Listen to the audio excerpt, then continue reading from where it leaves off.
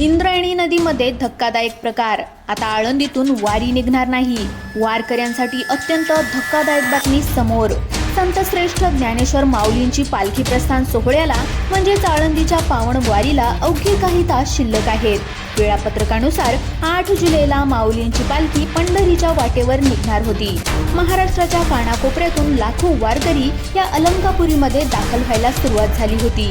पण यंदा वारी सुरू होण्याच्या अगदी काही तास आधीच एक अत्यंत विचित्र आणि थरकाप उडवणारी घटना घडली. तीही थेट पवित्र इंद्रायणीच्या डोहामध्ये. जेव्हा एक वारकरी नेहमीप्रमाणे इंद्रायणीमध्ये मनोभावे आंघोळ करायला गेला होता. तो आंघोळ करायला उतरला, डोक्यावर पाणी घेतलं, माऊलींचं नामस्मरण करत पाण्याच्या उंजळीमध्ये अर्ज देत होता.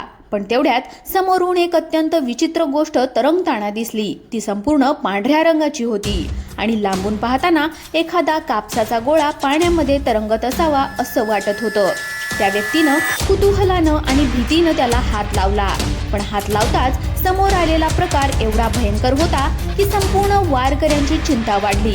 मग इंद्रायणीमध्ये नेमकं काय वाहत आलं होतं? इंद्रायणीमध्ये तो प्रकार घडल्यानंतर नेमका असा काय निर्णय घेण्यात आला?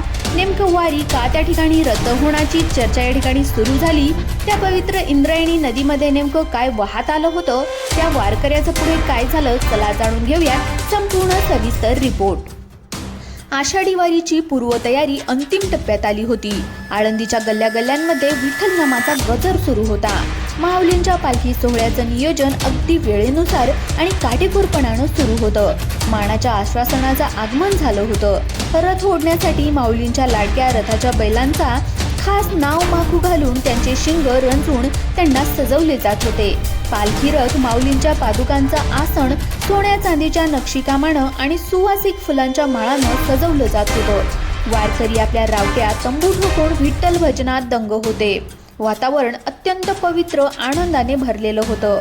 पण याच आनंदाच्या आणि भक्तीच्या रंगामध्ये अचानक एक धक्कादायक विरसन पडलं. माऊलीच्या या पालखी सोहळ्याच्या याच्यामध्ये इंद्रायणी नदीचं एक अनन्यसाधारण महत्त्व असतं. इंद्रायणीचं पाणी केवळ नदीचं पाणी नसून ते वारकऱ्यांसाठी तीर्थ आहे. पण त्याच नदीच्या पात्रात अचानक एक घटना घडली आणि ज्याचा व्हिडिओ सध्या सोशल मीडियावर वाऱ्यासारखा व्हायरल होत आहे. खरं तर एक वारकरी पाण्यामध्ये उतरला आंघोळ करण्यासाठी. त्याच्या समोरून एक वस्तू तरंगताना दिसली. हा व्हिडिओ व्हायरल होताच निर्णय घेण्यात आला ज्याने सगळ्या वारकऱ्यांची झोप उडवली. आता जी लोक आळंदीला वारीसाठी निघाले आहेत त्यांच्यासाठी खरंच ही माहिती खूप महत्त्वाची आहे.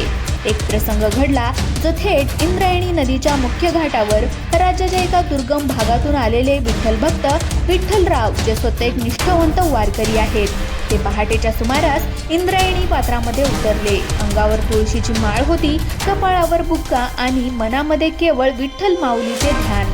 विठ्ठलराव नदीच्या संत वाहणाऱ्या पाण्यामध्ये थोडेसे पुढे गेले. पाणी गुडघाभर आणि कंबरभर होते आणि त्यांनी डोळे मिटले, हात जोडले आणि नदीच्या डुबकी मारली. पहिली डुबकी मारून ते वर आले तेव्हा त्यांना वातावरण एक विचित्र आणि उग्रवाद जाणवला. त्यांनी विचार केला की कदाचित जवळपास काहीतरी कचरा असेल. पण ते पुढे पोहत गेले आणि त्यांनी दुसरी डुबकी मारली. तोपर्यंत त्या ठिकाणी आता पुढे वरती निघणार आणि त्यानंतर सूर्यदेवाचे स्मरण करण्यासाठी त्यांनी ओंजळीभर पाणी घेतलं आणि ते अर्धे देणार होते. पण तेवढ्यात अचानक त्यांच्या डाव्या बाजूने पाण्याचा प्रवाह बदलल्यासारखा वाटला. त्यांनी डोळे उघडून पाहिले आणि समोरून पांढऱ्या रंगाचं काहीतरी तरंग येताना दिसलं. ते दररोज त्या ठिकाणी अंघोळ करायचे, पण त्यांना त्या दिवशी एक विचित्र प्रकार जाणवला. समोरून जेव्हा त्यांनी पहिली डुबकी मारल्याच्या नंतर ते जेव्हा वर आले तेव्हा त्यांच्या समोर प्रचंड पांढरा एखाद्या कापसासारखा पदार्थ येताना दिसला. तो पाण्यावर तरंगत होता. याचा अर्थ तो जड नव्हता, पण तो कापसासारखा दिसत होता. सुरुवातीला त्यांना वाटलं की वारीच्या गर्दीमध्ये कोणाचा तरी कापसाचा गोळा किंवा गादीचा भाग पाण्यामध्ये पडला असावा आणि तो वजनानुसार वाहत आलेला असावा. पण जर कापसाचा गोळा म्हणावा तर कापसाचा गोळा पाणी पटकन शोषून घेतो आणि तो थेट तळाला जातो, हे आपण पाहिलेलं आहे. मग तो जर एखादी वस्तू म्हणावं हलकी तर तो तसाही वाटत नव्हता. मग काय होतं ते? कारण की कोणाचा तरी मग नेमकं काय होतं? मग तो पदार्थ अगदी मऊ, हलका आणि कापसासारखा फुगीर का दिसत होता? तो एकच नव्हता. सुरुवातीला एक आला, त्यानंतर त्याच्या पाठोपाठ एक असे अनेक पांढरे गोळे तरंगत येत होते. विठ्ठलरावांनी कुतूहलानं आपला हात पुढे केला आणि त्या तरंगणाऱ्या पांढऱ्या पदार्थाला स्पर्श केला. पण स्पर्श करताच त्यांचा थरकाप उडाला. तो कापूस नव्हता, तो कपडा सुद्धा नव्हता, तो एक विचित्रच पदार्थ होता. अखेर त्यांनी पाहिलं की आता हे नेमकं काय आहे. त्यांना थोडीशी शंका आली, म्हणून काही अंतर थोडंसं पोहोच जाऊन त्यांनी थेट त्याला हात लावला.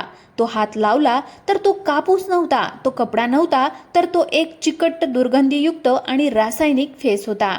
तो इतका रासायनिक होता की विठ्ठलरावाच्या हाताला क्षणार्धात खाज सुटू लागली, त्वचेची आग होऊ लागली. ते चिलबिचल झाले आणि ते घाबरून मागे सरकले. त्यांनी पाहिलं की बघता बघता नदीच्या संपूर्ण पात्रावर हळूहळू पुलाखालून पांढऱ्या फेसांचे थरच्या थर साचू लागले.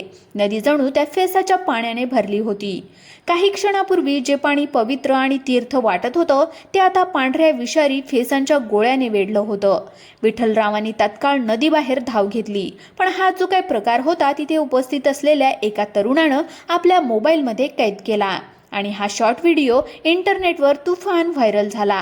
हा व्हिडिओ पाहून प्रत्येक वारकऱ्याच्या काळजाचा ठोका चुकला.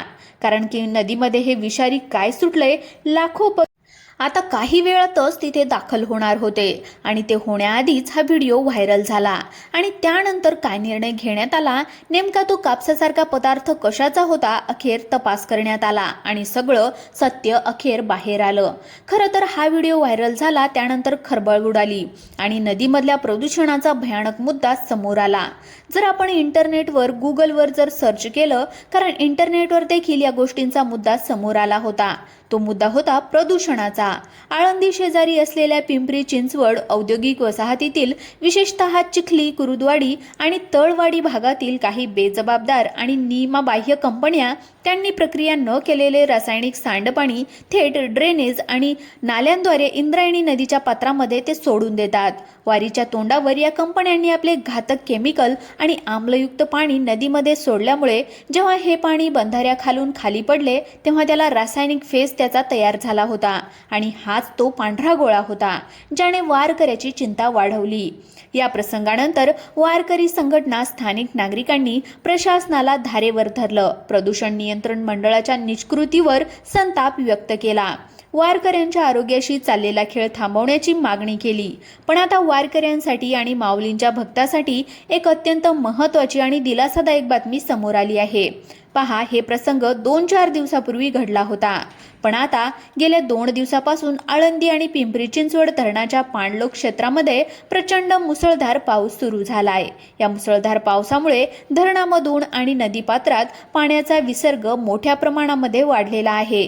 पाण्याच्या या प्रचंड वेगवान प्रवाहामुळे तो सगळा रासायनिक पांढरा फेस आणि प्रदूषित पाणी वाहून गेला आहे. सध्या इंद्रायणी नदी अगदी दुथडी भरून आणि स्वच्छ स्वरूपामध्ये वाहत आहे. फेसाचं प्रमाण पूर्णपणे कमी झालंय. त्यामुळे सुरुवातीला वारकरी आणि वारकऱ्यांच्या स्नानावर जे काही संकट आलं असं वाटत होतं तर ते निसर्गाच्या आणि माऊलीच्या कृपेने दूर झालंय.